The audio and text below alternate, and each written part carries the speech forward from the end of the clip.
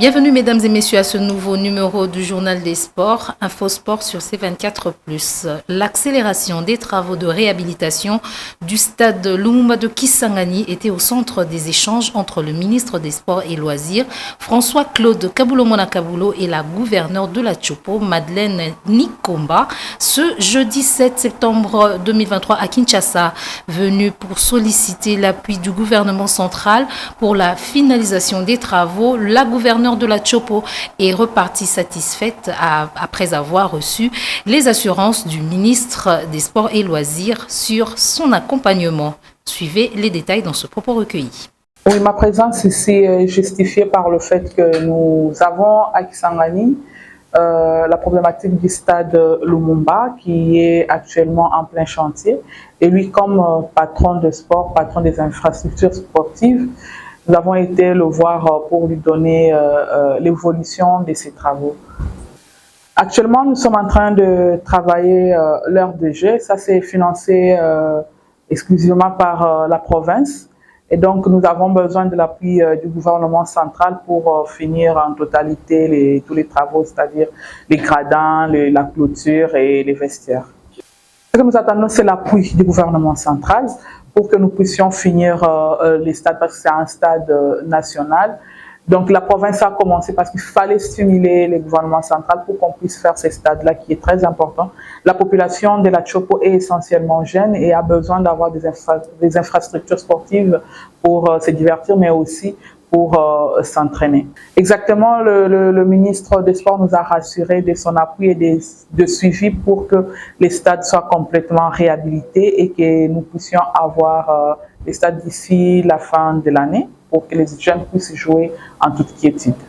En basketball sur fauteuil, les léopards dames ont dominé les Marocaines et ont vengé les messieurs. C'est une entame tonitruante pour les léopards dames de la République démocratique du Congo qui participent aux Jeux africains paralympiques à Accra, au Ghana. Commentaire Jocelyn Pouy. Face aux Lions de l'Atlas du Maroc le mercredi 6 septembre 2023, les Congolaises ont signé une entrée en force à la première édition des Jeux africains paralympiques au complexe sportif Eden Heights à Accra, capitale du Ghana. C'est un match où les fauves congolaises ont entamé très haut en imposant leur jeu, ce qui a payé avec un large avantage au Marquoir dès les premiers quarts de temps. Dans une bonne dynamique, les ambassadrices de la RDC ont plié les matchs à la pause 25-8. Les réveils des Marocaines en deuxième période n'a pas fait trembler les filles de Guy Kassenga. Elles se sont montrées à la fois résistantes et entreprenantes. Cette victoire fait du bien à la République démocratique du Congo après la mauvaise prestation des messieurs lors de leurs deux premières sorties. Les léopards dames sont vivement attendus ce jeudi 7 septembre 2023 face à la sélection zambienne pour le match de la deuxième journée de la phase de groupe. Par ailleurs, chez les hommes, après avoir perdu lors de son premier match face à l'Algérie, la RDC n'a pas refait son écart. Elle a encore mordu la poussière ce jour face au Maroc. Les messieurs auront l'occasion de sauver l'honneur demain face au Ghana, pays hôte, à 21h15. Prenons cette information en bref en marge de l'organisation de la 19e édition de la Coupe de la Fédération de volleyball du Congo à Kinshasa. Le comité d'organisation de cette manifestation informe tous les membres du comité d'organisation, les présidents et vice-présidents des commissions d'organisation de la tenue de la réunion élargie d'organisation le samedi 9 septembre 2023 au siège de la FEVOCO à 10h précises. Notez bien, la réunion concerne beaucoup plus ceux des membres qui sont à Kinshasa. En basketball, la 40e édition de la Coupe du Congo débute le 10 septembre 2023 et se jouera entre Goma et Bukavu. Pour le compte de Bukavu, deux stadiums ont été retenus, à savoir le mythique stadium de l'ISP et le merveilleux stadium de l'UEA, construit grâce aux démarches du professeur Mushagalusa Nashigeri Gustave. Plus de détails dans nos prochaines éditions. Parlons football. Dans ce journal des sports, le gouverneur de la province du Kasaï central, John Kabeya Shikai, sauve l'Union sportive Chikunku de Kananga de la noyade.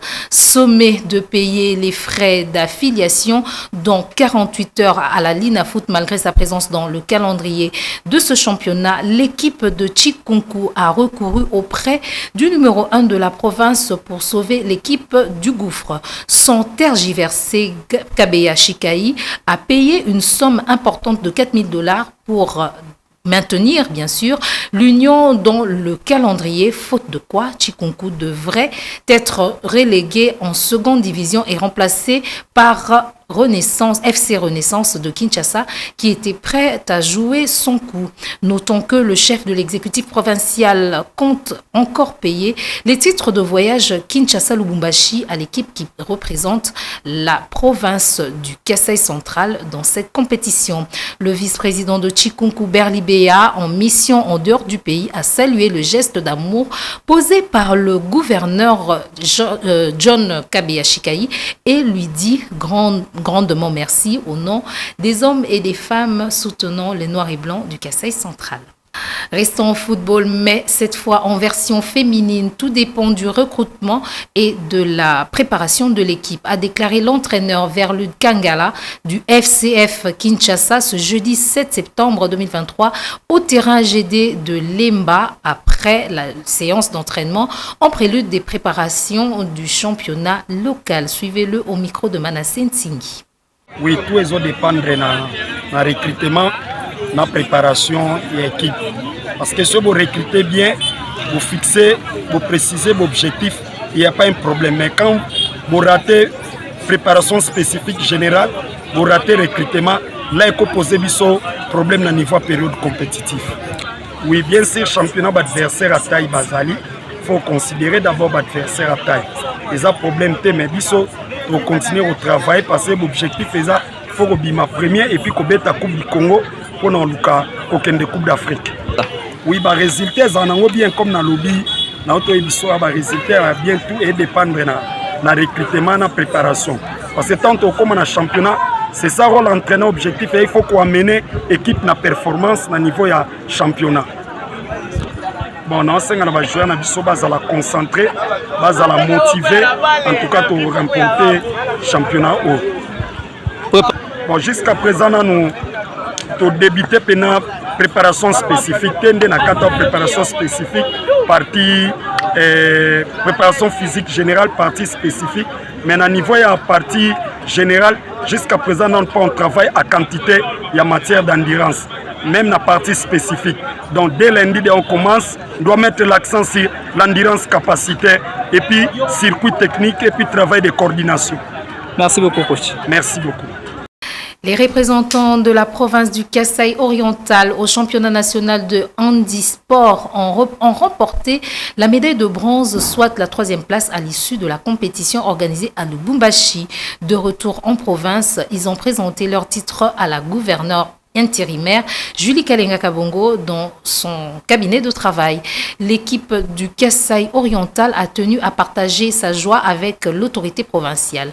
Celle-ci n'a pas manqué à les congratuler pour ses prouesses réalisées en raflant la 3e place sur les 26 provinces de la République démocratique du Congo et ont pris part à cette compétition qui prend de l'ampleur à l'échelle continentale. La première sportive de la province les a encouragés pour cet honneur qu'ils ont fait à la province du Kasaï oriental. Elle a promis tout son soutien à l'équipe lors des compétitions à venir. Les athlètes continuent de se préparer pour la Coupe du Congo prochaine. Une autre bonne nouvelle à apporter à l'autorité provinciale, c'est la sélection des 4 athlètes du Kasaï oriental dans l'équipe nationale. Ils vont représenter la République démocratique du Congo à la Coupe du monde de handisport qui sera organisée en Égypte. Handisport est une discipline sportive pratiquée par les personnes vivant avec handicap physique et sensoriel. Cette discipline, allais-je dire, fait aujourd'hui la fierté de la province du Kasaï oriental sur le plan national. En page rose, dans ce journal des sports, joyeux anniversaire au ministre des Sports et Loisirs, François-Claude Kaboulo-Mona Kaboulo, et plein succès à votre si grande tâche. Restez aussi imperturbable, intransigeant, axé sur les textes, aussi textuels qu'avant, car c'est la clé qui ouvre la voie qui mène vers le développement du sport congolais dans sa globalité et sa totalité. C'est par cette page rose que nous mettons un point final à ce journal des sports. Mesdames et messieurs, merci de votre particulière attention. À très bientôt. Au revoir.